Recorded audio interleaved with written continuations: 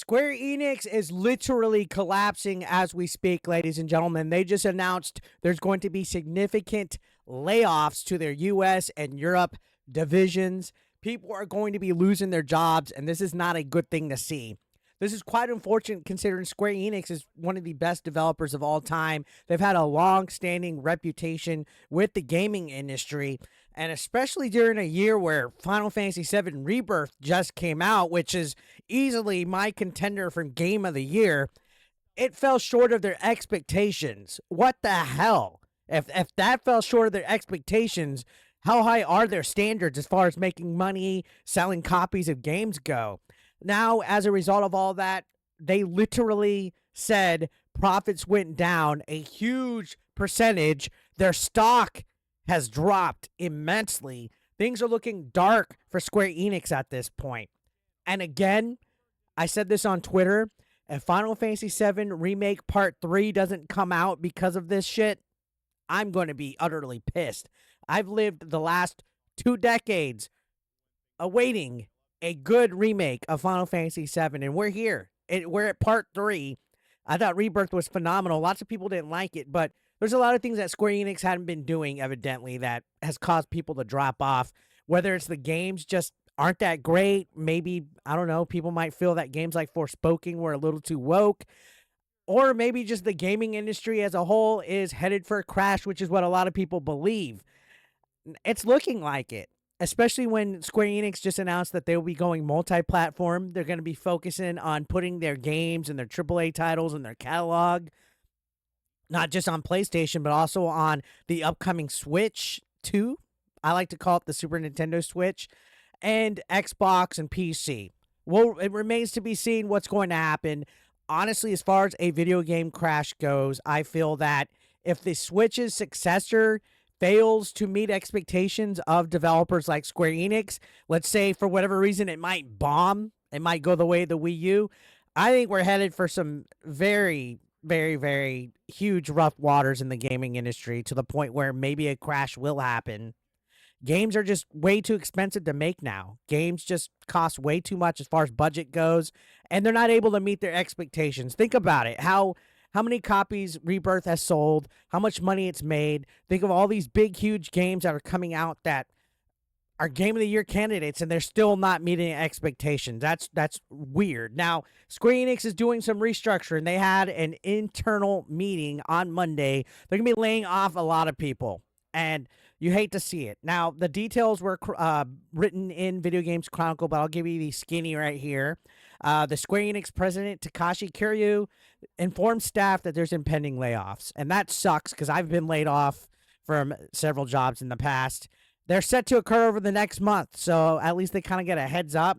There's no exact number of affected employees, but this is something that's been prominent in recent weeks. We just saw Xbox close down 4 of their major studios that they spent billions of dollars for during the ZeniMax acquisition. Sony, not too long ago, also terminated a lot of people from their employment, and it seems like more and more studios, more companies, they're laying off, and it's because, you know, the economy right now, we're in a recession, inflation's at an all-time high, all aspects of media, whether it's movies, music, TV, and games, are being effective. And what's crazy to think about is how much money is actually coming into the gaming industry, and we're still seeing people lose their jobs. We're still seeing companies not make enough money. And employees affected by these layoffs are basically going to be entering 1-month consultations in the UK. They're going to be, I guess, taken care of on the way out, which is good. At least Square Enix has policies and stuff to protect people. It's not just a peace out, see you later, sayonara suckers. But the financial results that Square Enix had are very troubling. Especially when you hear terms like reorganize, rebuild, optimize cost.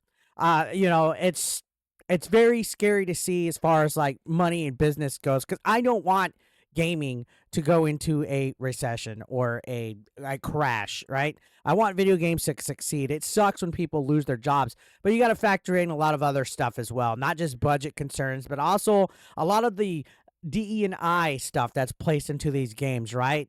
You get people force feeding crap like Suicide Squad, a game that should have did good, that could have done good, but Warner Brothers screwed the pooch on that one, trying to make wokeness into it. Then you get woke being fed into other games that it's just like, what the hell's going on here? Sony, just this month alone, almost diminished Helldivers 2 with their whole practices of wanting to put PlayStation Network accounts mandatory attached to Steam accounts.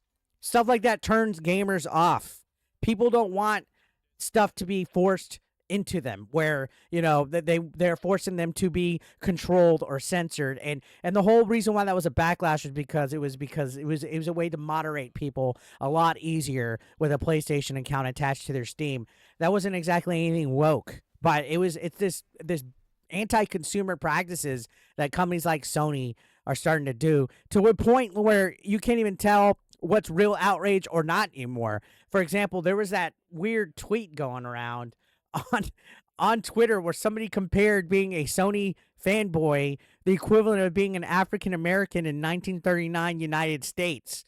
Like, what the hell was that? That was such a weird tweet that I couldn't even tell if it was real or not. And that tweet got ratioed. I don't know. That account looks suspect. There's only like 1,700 followers on it. It's never, ever, ever doubt the mind of a weird Discordian Twitter gamer, because they're weird. But anyways, the whole thing going on with Square, you hate to see it as far as what's going on. This president, Kiryu, he's been the president since June of last year, and he's basically been trying everything he can to reorganize Square, especially in the role of like their development strategies and everything like that. I have no clue what's going on. They unveiled a new business plan today that's going to be called Square Enix Reboots and Awakens. I have no idea what's going to be like that, but there is a new strategy of multi-platform releases that are going to be on Nintendo. And again, like I said, if the Nintendo Switch 2 could run good Square games when they come brand new, or not just getting ports and remakes and old games, decades old ports ported over to Nintendo, I think they could save it. I think Nintendo is going to be the be all end all of this next console generation. If it's a success, I think they're going to save it. And at this point, it looks like everybody in the industry is relying on Nintendo, because look at what Xbox is going through. Look at what PlayStation's going through.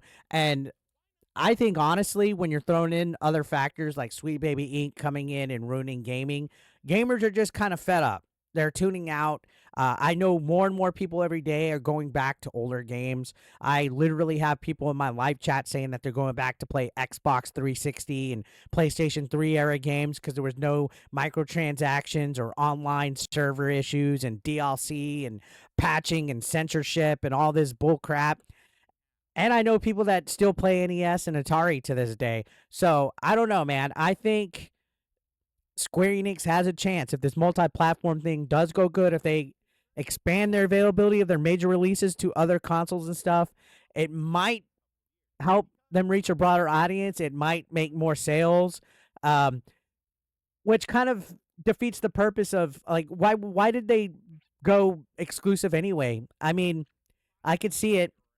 Sony forked over some major money, make Final Fantasy VII a PlayStation exclusive, but guess what? It didn't do any good, because even PlayStation at this point is saying that the sales weren't enough. And if you really look at it from a first-party aspect, PlayStation 5 has had a lot of trouble. They've had some good bangers: Demon's Souls Remake, Ratchet and Clank, Returnal, God of War, but there hasn't been enough compared to like the PlayStation 3 era, the PlayStation 4 era, where it was like they were unstoppable. Xbox is still floundering. In fact, the more studios they kill, the worse it's going to get. Nintendo has always been king when it comes to first party. Multi-platform, third parties, hit or miss on Nintendo. PlayStation and Xbox have always relied on third party, which is good. If the Switch 2 can make third party games accessible and run great on there, I think gaming is going to be okay. Look at how well the Switch has done with sales alone. It's like the little engine that could. Maybe companies like Square Enix need to lower their expectations, maybe make stuff a little bit more low budget, a little bit more smaller. Like instead of having a huge 60, 70-hour JRPG, maybe have a good 30-hour one. It'll cost less money, make it less ambitious.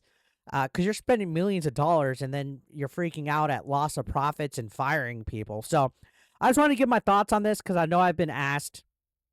What do you guys think? Let me know down below. I'll see you on the next one.